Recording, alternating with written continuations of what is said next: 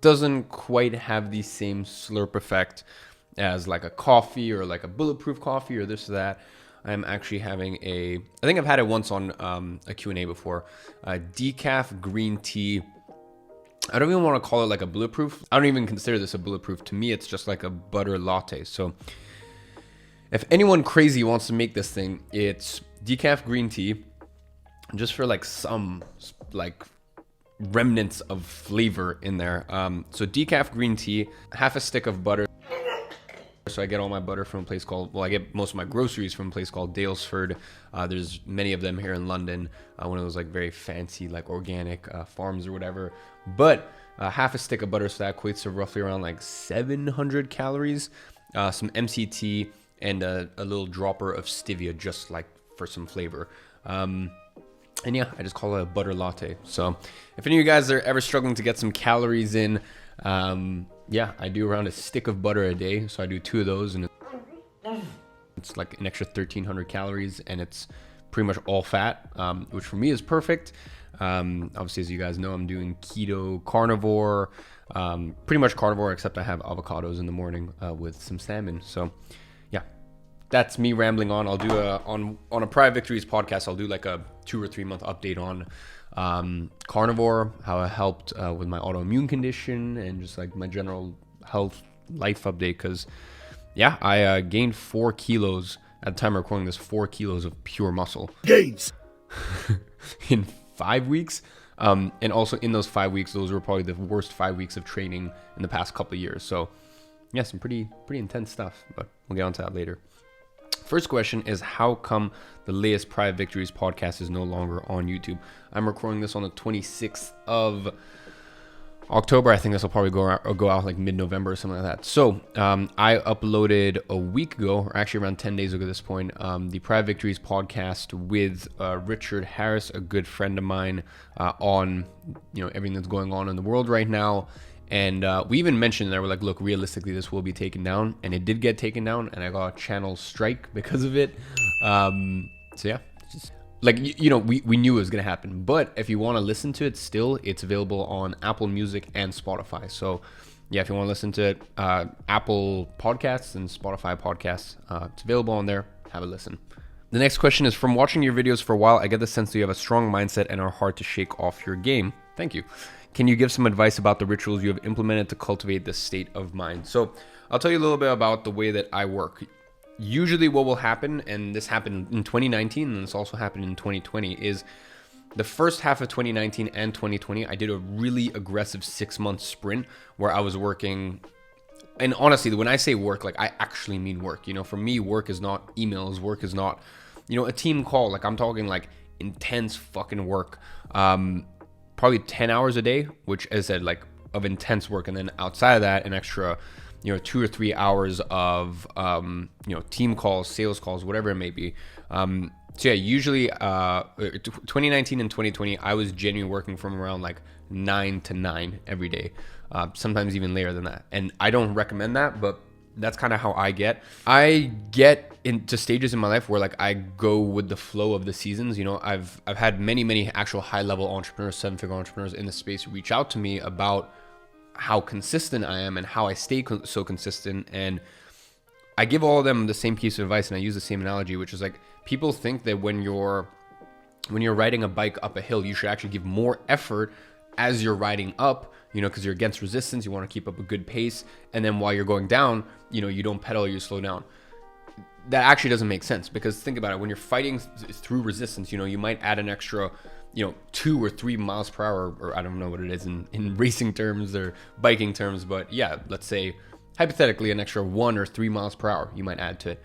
Whereas, because you're going against the resistance. Whereas when you're going downhill, you're going with the flow and you're going with gravity. If you actually pedal and you put more effort in, you might add an extra 10 miles an hour or 15 miles an hour to your speed, as I said, hypothetically. And it's kind of that same way with entrepreneurship. I find that the first half of the year, like I just always have this natural energy, and like I just go into monk mode and nothing else matters to me. And then by the time that summer rolls around, I really just want to let my hair down. And then I kind of pick up steam again in Q4. Usually I find that, as I said, from January until June, focused, like I'm super focused, monk mode. And then usually for 3 months in the summer, work is really not a priority to me, you know, and that might shock some of you guys, but for me, work is not a priority. Enjoying myself is a priority, socializing, like whatever it may be at that time. And as I said, usually I find that around October, November, December is when it picks up again. So the main thing that I do to stay consistent through those times is your non-negotiables. So for me, my non-negotiables are, and it depends on where I am in the world, what time, you know, sort of life circumstances. But for me, my non-negotiables are either, you know, wake up 6:30 or 7, get some sort of morning exercise in. When it was, you know, when I was stuck in Cape Town and, you know, no gyms, this and that, I would actually wake up, have a cold shower, meditate, read, and then get started with the day. But my point is just having that, you know, that morning time to yourself where there's no distractions. You know, as I said, your phone is locked away in a vault, on airplane mode. No one can reach you. And just having honestly, I can get more done between 9 p.m. to 9 a.m. to 1 p.m. than most people can get done in a full 12-hour workday. Because as I said, for me, when I work, it's actually focused work. And the other thing is I've built leverage in my life at this point. You see, I've explained to you as before, you know, when you first start, I explained power versus force. You know, when you first start, you have to force it. You have to push it through. You have to, you know, especially in the domain of agency life, you have to get your outreach in. Now you get to a certain point with your agency where, you know, maybe you start having appointment setters working for you. For us, we get 80% of our clients through ads. You know, maybe you might have your ads working, and they're kicking up and they're generating discovery calls for you. So that's kind of the way that I go about things. And for me, my ritual and sort of my most important thing is, as long as I get to 1 p.m. in the way that I always do things, which is wake up and, you know, at the moment, wake up, get some exercise in, shower, meditate, and get my 4 focus work blocks in. As long as I have that, to me, that's my level of homeostasis. That's where, as long as I do that, I know that everything else will be fine. And then I also keep in mind that I know just naturally what I'm like. When it comes to summer, I want to enjoy myself more. I want to do rosé calamari. I want to hang out with my friends. I want to travel. I know that about myself by now. And I think knowing your work schedule and structure is so important. And that's why no one can tell you, you know, what way you should diet, or like what sort of diet you should have for like optimum performance, or what sort of way you should sleep, or what times you should wake up, and this, and like, you have to take things which you know inevitably are good for you, right? And you take sort of peer reviewed feedback and advice, and then you apply it to yourself, and then you kind of see what works for you. So as I said, I just know about myself that January to June, that's sort of, I get very dialed in. I get very, very dialed in. And it happened 2018, it happened last year, and it happened this year. And I know that about myself. So that first half of the year, I can get so much done. And honestly, most of the time with the stuff that I do in the first half of the year, I don't even need to work the rest of the year, you know, outside of just like maintaining stuff, because usually I put in so much work. So yeah, long story short is, for me, as long as I wake up, have that morning routine, and get 4 solid work blocks in, at that point, I am happy with my day. And then I just go based off of the seasons. You know, as I said, I'm just coming out of a season right now where, you know, for the past 3 months, honestly, work was not my focus at all. And this, you know, for that, the past 3 months, it actually wasn't because of socializing, this and that. It was because I was in Manchester, you know, doing my boxing thing, you know, training twice a day with a fight at the end. I was dealing with health issues. You know, I developed a chronic autoimmune disease. So, you know, that was fun, and had to deal with that and battle through that. And like, especially when the doctors are telling you, you know, this thing you have is going to be with you for the rest of your life. And you're just like, all right, I don't believe that. We'll see about it. So, I said, you know, my health became a huge concern to me, even more so than normally. So, yeah, you know, I'm now coming back into the season where like I'm excited to work. I'm excited to knuckle down, and Q4, there's a lot of stuff to kind of move forward and do. So hopefully that answers your question. Next question is honest question. Do you feel like the West is doomed?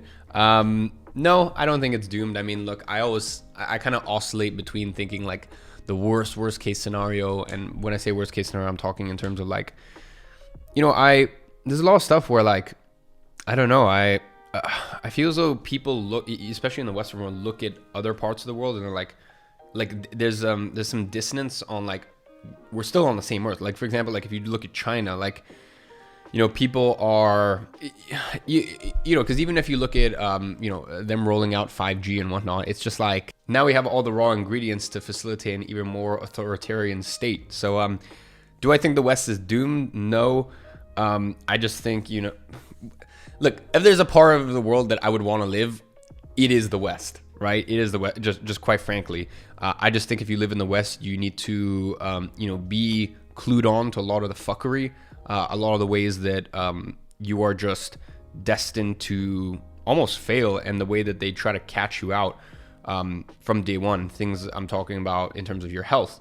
I'm referring to things here in terms of like just the disgusting culture around health and nutrition, and how it's funny, they'll take the stuff that's actually healthy and like convolute and like twist it so much. As long as you're clued in terms of sort of the predetermined life path for you, and how really you're gonna fuck yourself and you're gonna shoot yourself in the foot if you follow it. Look, I think that there's a lot of traps that you can fall into living in the Western world. Even things like the pharmaceutical industry. Like as I said, there's all these like sort of Hail Marys, which really are not.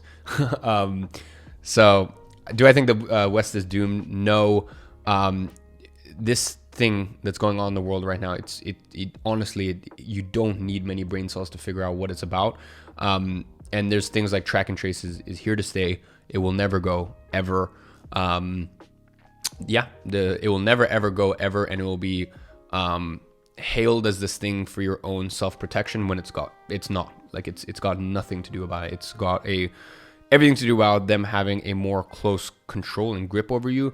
Things like cashless, obviously they want to move to a cashless society. Once again, that has nothing to do with anything. That all that is once again just more control over you. They want more control. Now, I'm at a point where privacy, I know some people freak out about privacy. To be honest, I don't really care. Like, I know that, my freaking Alexa over there is listening to me. But I also like the fact that I have the Echo Studio and it's a hi-fi system, and like just the convenience and the ease of use, you know what I mean? So you kind of weigh them up. And obviously, my background is in advertising, and, just my generation, like I don't think we care too much about privacy. When I saw everything that happened with Edward Snowden, like I know that probably a decade or 2 decades older than me looks at that horrified. I look at it as like, to be honest, like I think you kind of knew, like surely everyone knew that this stuff was happening and the government's spying on you. But I look at like the track and trace stuff, and I'm like, this is like, they're doing it in plain sight. You know what I mean? Like, I'm just like, this is, I don't know. I think maybe I get more offended the fact that they're like, they actually have the audacity to do all this stuff. I think it's the fact that I just get pissed off that they have the audacity to do it and then blame on something which has nothing to do with anything. It's just a smokescreen. But then again, they've been doing that for, literally since forever, is using a smokescreen, which 95% of people just take at face value, don't realize that it's a fucking smokescreen. And as I said, when you look back over history, it doesn't take a genius to figure it out. Every 5 or 10 years, there's gonna be a new thing that they want to put in place for more power and more control over the citizens. They'll use some bullshit smokescreen. They'll also, the other important thing is they'll use a smokescreen that really tugs on people's hearts. And if you are someone who's gonna speak out about it, they go, the mass population can then go, fuck you, you're a horrible person. How dare you speak up about this thing that is set in stone and killed people and this and that, when you do a little digging and you realize that a lot of the times, this thing didn't just come out of nowhere. So I know I'm alluding to some very large, big, like, I'm being quite ominous here, but I'm sure the smart people can kind of clue it together. At the end of the day, as I said, they've been doing it for forever and ever, and they will continue to do it. But life continues to be great. So I don't know. That's one thing. Sometimes I get like really sucked in and I'm like, holy fuck. Like as I said, once you question one thing in life, everything else then comes into the firing line in terms of like what is real, what is not, what is true, what is not. But at the end of the day, life goes on. It's good. Do I think that, the West is going to become a totalitarian or communist regime and, there's going to be no civil liberty and whatnot? No, I don't think so. I just think life is going to be exactly the same.